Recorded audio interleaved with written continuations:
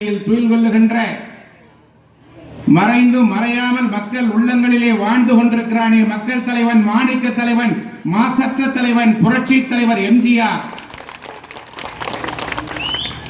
எம்ஜிஆர் அவருடைய பிறந்த நாள் விழாவை முன்னிட்டு 109வது பிறந்த நாள் விழாவை முன்னிட்டு செங்கம் மேற்கு ஒன்றிய அனைத்திந்திய அண்ணா திராவிட முன்னேற்ற கழகத்தின் சார்பிலேயும் செங்கம் நகர்கழகத்தின் சார்பிலேயும் நடைபெற்றுக் கொண்டிருக்கிற மாபெரும் பொதுக்கூட்டத்தினுடைய தலைமை பொறுப்பினை ஏற்றிருக்கிற ஒன்றிய கழகத்தினுடைய செயலாளர், செங்கம் நகர்மன்ற உறுப்பினர், என்னுடைய மரியாதைக்குரிய அன்பு சகோதரர் மகரிஷி மனோகரன் அவர்களே,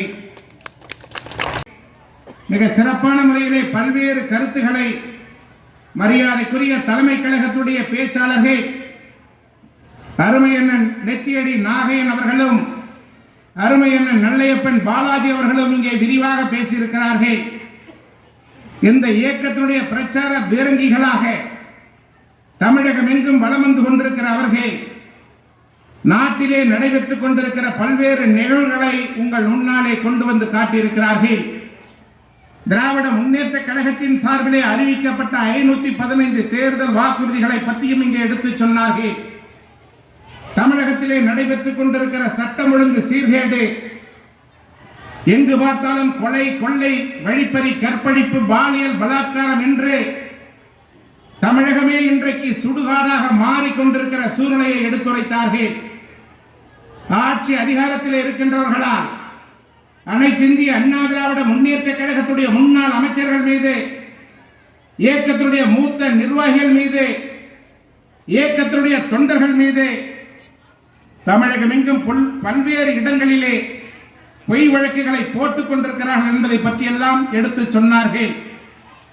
ஒன்றை மட்டும் இங்கே இருக்கிற திராவிட முன்னேற்ற கழகத்துடைய நிர்வாகிகள், இந்த மாவட்டத்துடைய அமைச்சர், இந்த தொகுதியினுடைய சட்டமன்ற உறுப்பினர் உள்ளிட்ட அனைவரும் நன்றாக கவனத்திலே வைத்துக் கொள்ள வேண்டும். இன்னும் 2 அமாவாசை உங்களுடைய பதவி முடிய இருக்கிறது. நடுநிலையோடு நடந்து கொள்ளுங்கள். இங்கே பணியாற்றிக் கொண்டிருக்கிற அரசு அதிகாரிகள், காவல்துறை அதிகாரிகள், மாவட்ட ஆட்சித்தலைவர் உள்ளிட்ட அரசு அதிகாரிகள் நடுநிலையோடு நடந்து கொள்ள வேண்டும். அனைத்திந்திய அண்ணா திராவிட முன்னேற்ற கழகத்துடைய தொண்டர்கள் மீது எந்த காவல்துறை அதிகாரி பொய் வழக்கு போட்டாலும் 2026 முதலமைச்சராக அமர இருக்கிறான் எடப்பாடி அவர்கள் அமர்ந்த பிறகு இந்த இயக்கத்தினுடைய தொண்டர்கள் மீது யார் பொய் வழக்கு போட்டாலும் சரி, அவர்கள் உதவி ஆய்வாளராக இருந்தாலும் சரி, அல்லது காவல் ஆய்வாளராக இருந்தாலும் சரி, அல்லது மாவட்ட காவல்துறை துணை கண்காணிப்பாளராக இருந்தாலும் சரி, அல்லது மாவட்டத்துடைய காவல்துறை அதிகாரியாக இருந்தாலும் சரி, பொய் வழக்கு போடுகின்ற அதிகாரிகளை அண்ணன் எடப்பாடி அவர்கள் கண்டறிந்து உரிய தண்டனையை உங்களுக்கு தருவார் என்பதை இந்த நேரத்திலே பணிவன்போடு தெரிவித்துக் கொள்ள கடமைப்பட்டிருக்கிறேன். இந்த பகுதியிலே நாங்கள் ஆளும் கட்சியிலே இல்லை, ஆனால் இங்கே இருக்கின்ற தொண்டர்கள் பாதிக்கப்படுகிறார்கள். அனைத்திந்திய அண்ணா திராவிட முன்னேற்ற கழகத்திலே தொண்டர்களை இந்த தொகுதியுடைய சட்டமன்ற உறுப்பினர் பழி வாங்குகிறார், இந்த மாவட்டத்துடைய அமைச்சர் பழி வாங்குகிறார். ஆட்சி அதிகாரத்தினுடைய ஏவல் துறையாக இங்கே இருக்கின்ற காவல்துறை அனைத்திந்திய அண்ணா திராவிட முன்னேற்ற கழக தொண்டர்கள் மீது செங்கம் பகுதியிலே பொய் வழக்கு போடப்படுகிறது. செங்கம் பகுதியிலே பணியாற்றிக் கொண்டிருக்கிற காவல்துறைக்கு ஒரு எச்சரிக்கையாக சொல்லுகிறேன், நடுநிலையோடு நடந்து கொள்ளுங்கள். இல்லை என்றால் ஆட்சி அதிகாரத்திற்கு அண்ணன் எடப்பாடியார் வந்த பிறகு என்ன நடக்கும் என்பதை நீங்களே முடிவு செய்து கொள்ளுங்கள் என்பதை இயக்க தொண்டர்களின் சார்பிலே பணிவன்போடு கேட்டுக் கொள்கிறேன். அனைத்திந்திய அண்ணா திராவிட முன்னேற்ற கழகம் என்பது நேற்று பெய்த மழையில் இன்று முளைத்த காளான் அல்ல. இந்த இயக்கத்திற்கென்று ஒரு வரலாறு இருக்கிறது. இந்த இயக்கத்தை உருவாக்கிய தலைவனுக்கென்று ஒரு சரித்திரம் இருக்கிறது. அனைத்திந்திய அண்ணா திராவிட முன்னேற்ற கழகம் பதுங்குகின்ற புலி அல்ல, பாய்கின்ற புலி என்பதை 2026 நடைபெறுகின்ற தேர்தல் மூலமாக நீங்கள் உணர்ந்து கொள்வீர்கள். ஒன்றை மட்டும் இங்கே நாங்கள் சொல்லிக்கொள்ள கடமைப்பட்டிருக்கிறோம். செங்கம் பேரூராட்சி திராவிட முன்னேற்ற கழகத்துடைய ஆட்சியிலே நகராட்சியாக மாற்றப்பட்டது. மாற்றியதற்கு பின்னால் இதுவரை இந்த நகராட்சியினுடைய உள்கட்டமைப்பு வசதிகள் எதுவும் மேம்பாடு செய்யவில்லை. உரிய அதிகாரிகள் நியமனம் செய்யப்படவில்லை. உரிய கட்டிடங்கள் கட்டித்தரப்படவில்லை. இந்த நகரத்தினுடைய அடிப்படை வசதிகளான சாலை வசதி, குடிதண்ணீர் வசதி, மின்சார வசதி, கழிவுநீர் கால்வாய் வசதி, போக்குவரத்து வசதி, சுகாதார வசதி என்று எந்த விதமான அடிப்படை வசதிகளையும் இந்த நகராட்சி நிர்வாகம் மேற்கொள்ளவில்லை என்பதை சுட்டிக்காட்ட கடமைப்பட்டிருக்கிறேன். 515 தேர்தல் வாக்குறுதிகளை பொய்யாக தந்தார்கள். மக்களை ஏமாற்றி வாக்குகளை பெற்றார்கள். ஆட்சி அதிகாரத்திற்கு வந்து ஏறக்குறைய 4.5 ஆண்டுகள் முடிந்திருக்கிறது. வருகின்ற பிப்ரவரி மாதம் சட்டமன்ற தேர்தலுக்கான தேதியை தேர்தல் கமிஷன் அறிவிக்க இருக்கிறது. அறிவிக்கப்பட்ட 515 வாக்குறுதிகளில் 10% வாக்குறுதிகளை இன்னும் அவர்களால் நிறைவேற்ற முடியவில்லை.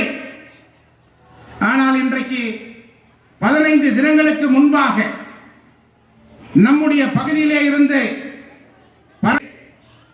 500 கோடி ரூபாய் அளவிலே இந்த சாலை மேம்பாடு செய்யப்படும் என்று 4 ஆண்டுகளாக அறிவித்துக் கொண்டிருக்கிறார். ஆனால் அதற்கான எந்த விதமான பணிகளையும் 4 ஆண்டுகளாக செய்யவில்லை. மக்களை ஏமாற்ற வேண்டும் என்பதற்காக, இந்த செங்கம் பகுதியிலே வாழ்ந்து கொண்டிருக்கிற உங்களை ஏமாற்ற வேண்டும் என்பதற்காக 15 தினங்களுக்கு முன்பாக நம்முடைய பரமனந்தல் பகுதியிலே பரமனந்தல் முதல் அத்திப்பட்டு வரை 123 கோடி ரூபாய் அளவிலே சாலை விரிவாக்கம் செய்யப்படுகிறது என்ற ஒரு பொய்யான தகவலை சொல்லி அங்கே துவக்க விழா என்று ஒன்று நடத்தினார்கள். ஒன்றை புரிந்து கொள்ள வேண்டும். இதுவரை நம்முடைய பரமனந்தல் கிராமத்திலே இருந்து அத்திப்பட்டு வரை சாலை அமைப்பதற்கு மத்திய அரசினுடைய அனுமதியை பெறவில்லை. வனத்துறையினுடைய அனுமதியை பெறவில்லை. நாட்டு மக்களை ஏமாற்ற வேண்டும் என்பதற்காக, மலைவாழ் மக்களை ஏமாற்ற வேண்டும் என்பதற்காக இந்த மாவட்டத்துடைய அமைச்சர் அவர்களும் இந்த தொகுதியினுடைய சட்டமன்ற உறுப்பினர்களும் மக்களை ஏமாற்றுவதற்காக ஒரு பொய்யான விழாவினை நடத்தி மக்களை ஏமாற்றி இருக்கிறார்கள். திட்டத்திற்கான அடிக்கல்லை நாட்டியிருக்கிறோம் என்று சொல்லி இருக்கிறார்கள். அவர்கள் வனத்துறையுடைய அனுமதியை பெற்றிருந்தால், மத்திய அரசுடைய அனுமதியை பெற்றிருந்தால், உங்களுக்கு தைரியம் இருந்தால் இதே இடத்திலே மேடை போட்டு வாருங்கள், சந்திப்பதற்கு நாங்கள் தயாராக இருக்கிறோம். மக்களை ஏமாற்றாதீர்கள். இன்னும் 2 மாத காலம் இருக்கிறது. அந்த 2 மாத காலத்திற்கு உள்ளாக நீதியோடு நடந்து கொள்ளுங்கள், நடுநிலையோடு நடந்து கொள்ளுங்கள், நியாயமான முறையிலே நடந்து கொள்ளுங்கள். யார் தவறு செய்தாலும், அது சட்டமன்ற உறுப்பினராக இருந்தாலும் சரி, அல்லது அமைச்சராக இருந்தாலும் சரி, அல்லது முதலமைச்சராக இருந்தாலும் சரி, யார் தவறு செய்தாலும் தவறு செய்கின்றவர்களை அண்ணன் எடப்பாடியார் தண்டிப்பேன் என்று சொல்லியிருக்கிறார் என்பதை நீங்கள் நினைவிலே வைத்துக் கொள்ள வேண்டும் என்பதை இந்த நேரத்திலே பணிவன்போடு சொல்லி, குறுகிய காலமாக இருந்தாலும் மிக சிறப்பான முறையிலே இந்த கூட்டம் ஏற்பாடு செய்யப்பட்டிருக்கிறது. இதய தெய்வம் புரட்சி தலைவர் எம்ஜிஆர் அவர்கள் கொண்டு வந்த பல்வேறு திட்டங்கள் இன்று வரை மக்கள் மத்தியிலே நிறைவேற்றப்படுகின்ற திட்டமாக, செயல்படுத்துகின்ற திட்டமாக புரட்சி தலைவர் எம்ஜிஆர் அவர்களால் கொண்டு வரப்பட்ட சத்துணவு திட்டம் இன்று வரை நடைமுறையில் இருக்கிறது. புரட்சி தலைவர் எம்ஜிஆர் அவர்களால் கொண்டு வரப்பட்ட இலவச வேட்டி சேலை திட்டம் இன்று வரை நடைமுறையில் இருக்கிறது. மாணவர்களுக்காக வழங்கப்பட்ட இலவச சீருடைகள், இலவச காலணிகள் உட்பட அனைத்து திட்டங்களும் இன்றைக்கு நடைமுறையில் இருக்கிறது. புரட்சி தலைவி அம்மார்களால் கொண்டு வரப்பட்ட அனைத்து குடும்ப அட்டைதாரர்களுக்கும் மாதந்தோறும் 20 கிலோ அரிசி என்று சொன்னார்களே, அந்த திட்டமும் இன்று வரை நடைமுறையில் இருக்கிறது. ஆனால் இன்றைய ஆட்சியாளர்கள் அம்மார்களால் கொண்டு வரப்பட்ட பல்வேறு திட்டங்களை நிறுத்தி இருக்கிறார்கள். தாலிக்கு தங்கம் திட்டத்தை நிறுத்தி இருக்கிறார்கள். அம்மா உணவகத்தை மூடியிருக்கிறார்கள். அம்மா மருந்தகத்தை மூடிவிட்டார்கள். அம்மா அவர்கள் பெயரிலே கொண்டு வரப்பட்ட அத்தனை திட்டங்களும் இன்றைக்கு மூடு விழா கண்டு கொண்டிருக்கிறது. இந்த நிலைமைகள் எல்லாம் மாற வேண்டும். அம்மார்களால் கொண்டு வரப்பட்ட திட்டங்கள் அண்ணன் எடப்பாடியாரால் கொண்டு வரப்பட்ட அத்தனை திட்டங்களும் மீண்டும் தமிழகத்திலே அமல்படுத்தப்பட வேண்டும் என்றால், அந்த திட்டங்கள் எல்லாம் மீண்டும் தொடர வேண்டும் என்றால் 2026 ஏப்ரல் மாதத்திலே நடைபெறுகின்ற சட்டமன்ற தேர்தலில் தமிழகத்திலே இருக்கின்ற இந்த செங்கம் சட்டமன்ற தொகுதி உள்ளிட்ட 234 சட்டமன்ற தொகுதிகளையும் அனைத்து இந்திய அண்ணா திராவிட முன்னேற்ற கழகம் வென்றெடுக்க வேண்டும். அதற்கு இங்கு இருக்கின்ற கழகத்துடைய நிர்வாகிகள், வணக்கத்துக்குரிய பெரியோர்கள், மரியாதைக்குரிய தாய்மார்கள் அனைவரும் அனைத்து இந்திய அண்ணா திராவிட முன்னேற்ற கழகத்துடைய வெற்றி சின்னமான இரட்டை இலை சின்னத்திலே வாக்களித்து அருமை அண்ணன் எடப்பாடி அவர்களை தமிழகத்துடைய முதலமைச்சராக ஆக்க வேண்டுவதற்கு நீங்கள் உறுதுணையாக இருக்க வேண்டும் என்று கேட்டு தந்த வாய்ப்பிற்கு நன்றி கூறி இடம் சார்கிறேன். நன்றி, வணக்கம்.